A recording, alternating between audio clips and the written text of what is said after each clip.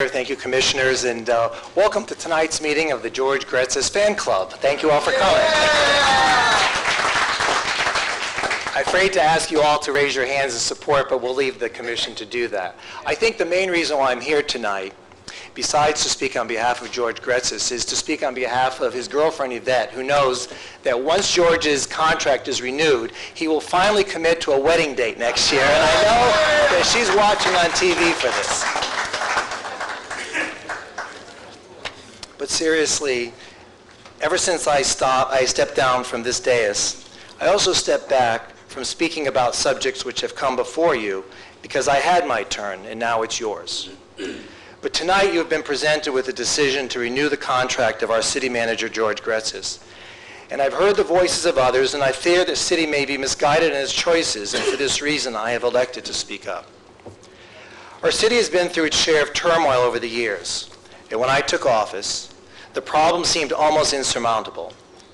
I have heard the words of condemnation and reproach through this insidious whispering campaign. But I ask, where were these people when our city was in shambles? Where were you when our crime rate had spiked and people were afraid to leave their homes and walk down their street? Where were you when so many of our most experienced staff members in this city left in droves because of mismanaged budgets, work furloughs, and poor morale? Where were you when the city teetered on insolvency, when pennies in the bank and only a prayer on our lips that we be spared from natural and financial disasters? I was there, and so was George Gretsas. But the statements I heard tonight, and I've heard through this whispering campaign, is this the same George Gretsas that I know?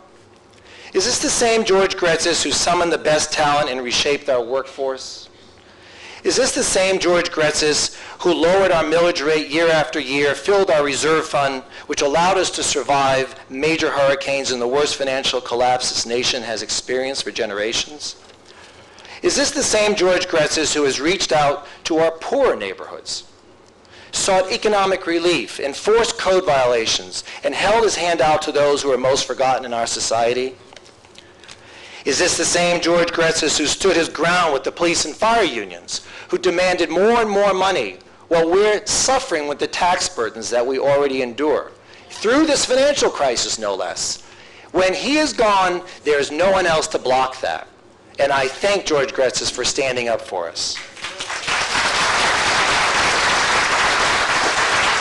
This is the same George Gretsas who many of us have come to appreciate and respect.